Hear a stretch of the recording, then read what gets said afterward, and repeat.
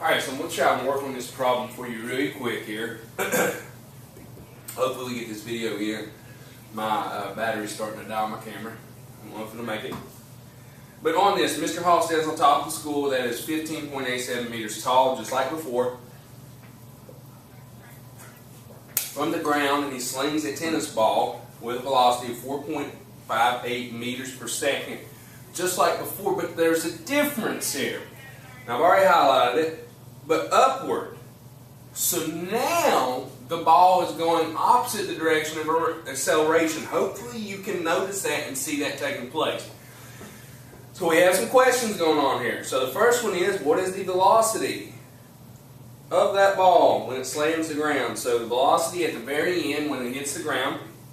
How long does it take? So time for the ball to hit the ground. And what is the acceleration of that ball when it hits 10 meters from the ground? So I'm going to start with the most simplest one before I even write anything down. Hopefully you're catching up and catching on to this. This one's just like it was before. Acceleration.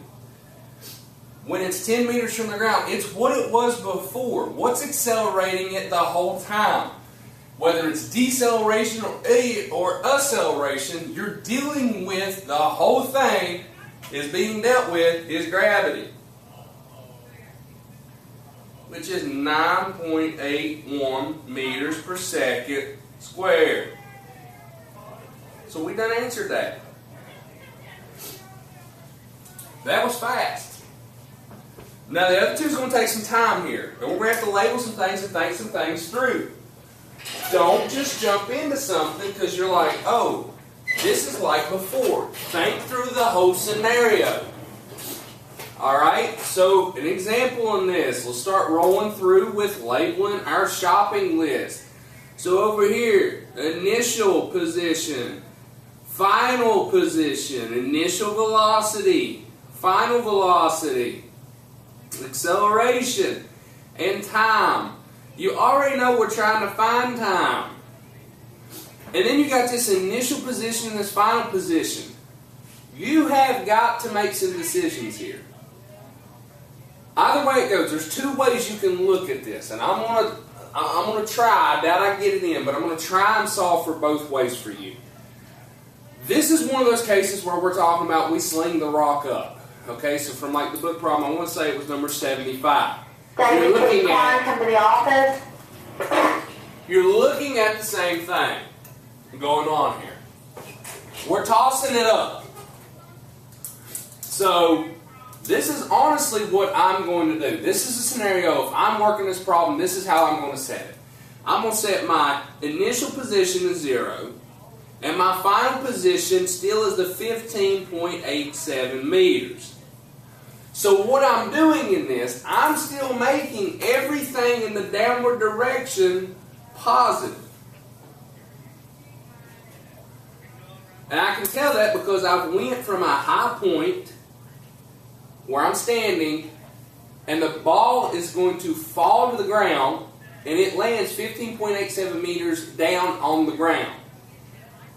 Which means everything down is going to be positive for me with the scenario I'm setting here, and then I'm going to end up with everything going up as negative.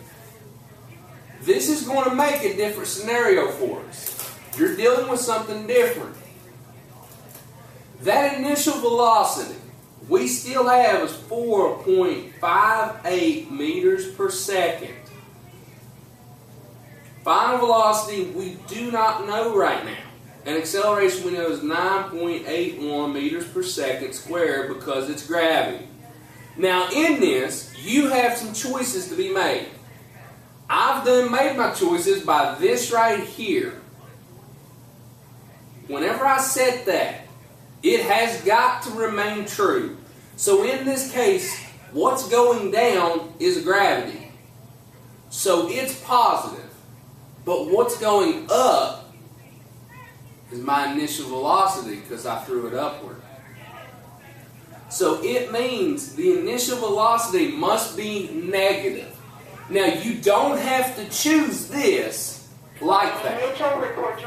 You can flip this in this option, the second choice, okay, which I'm going to tell you, but hopefully I get time to solve it. So we could flip this completely. we could make down negative and up positive. The initial velocity in that case will be positive, but then we're going to end up with negative numbers. This initial position would still be at 0 meters, but if the down was negative, this is going to be negative 15.87 meters, and acceleration will also be negative 9.81 meters per second squared. Now in this, do what we've done before. X final equals x initial plus initial velocity times time plus 1/2 acceleration times time squared. And we have initial velocity equals, final velocity, I'm so sorry about that. That is final velocity is the initial velocity plus acceleration times time. And we have final velocity squared equals the initial velocity squared plus 2 times acceleration times final position minus initial position. And this is why I've set everything up this way for me. It's because when I'm solving this makes my life a lot simpler for me. Because look at what we have going on right here. Okay, I'm going to start with trying to find this velocity. So I'm trying to find that final velocity. I don't have time, so I can't use either one of these again. But this one's set and ready for me to use it. So I'm yet again going to use this one. You should be seeing a pattern. I'm going to go on and jump to this because you've seen it solved before, okay? In other video with the other two problems. So initial velocity squared plus 2 times acceleration and the quantity in the final position minus the initial position. Now this is going to be equal to, we have an initial velocity, so just like number 2 on that sheet, we have to keep this. Initial velocity is negative 4.58 meters per second. That's going to be squared. That's going to take care of that negative so I won't have an imaginary number. Times, plus 2 times, it's parentheses, not a 1, 9.81 meters per second squared times 15.87 meters. So in this, punch in the calculator real quick.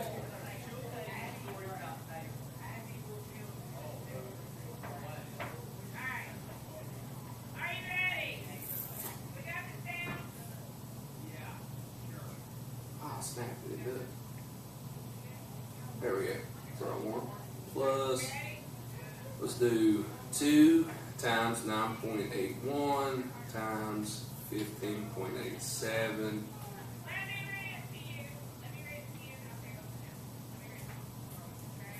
And I get 18.2304 meters per second. This should make sense. And if you're wondering why I punched in the calculator, this is all I've done so that you can see it. Okay, so you can see right here at the beginning of it to that 9.81 times, and then you can see the end of it, how I ended mine off. Alright, so if you have a question on that, that's how it looks in the calculator. And hit enter on that just so you can see the same thing. This should make sense because we got the same number for both velocities. Why? It's the same thing. If you throw something up, what is accelerating it is the same thing it's decelerating it. So it will not change the fact that it went from a different position. It doesn't change the fact that it has a different initial velocity going in opposite direction. Sorry. It does not change that fact. The fact is that direction doesn't have an effect on it because it's still going to be the same thing. The thing that's going to change in this is going to be our time. How long does it take? That's what we're looking at trying to find now. Because all of this is going to stay the same with us and for us, okay? Because the position at which I let it go, if it was here and it fell to here, that's still the same displacement. It doesn't change. whether I threw it straight down with a certain velocity of, what was it, 4.58 meters per second. If I take the same instance and I threw it up, it still is going to travel. At this point here, at that high point, it's 0 meters per second. But then what happens is what slowed it down to make it come in this opposite direction is the same thing that's going to speed it up and make it fall down to here, which gives it that same velocity. The only difference is direction. Over here it was negative 4.58 meters per second because I threw it up in the negative direction. But over here in that second part, even though it's coming down from here, the only thing that's going to matter in this case is right in here is that time. What do I use for it? We're going to have to worry about this time. Time's going to matter in that case. We have to factor that time in. But I'm going to show you what we're going to do. We're going to take this whole thing on as if we start from here and it goes all the way through. You don't have to worry about breaking this in half or nothing. Just let this situation work for you. What I'm saying in that is look at it.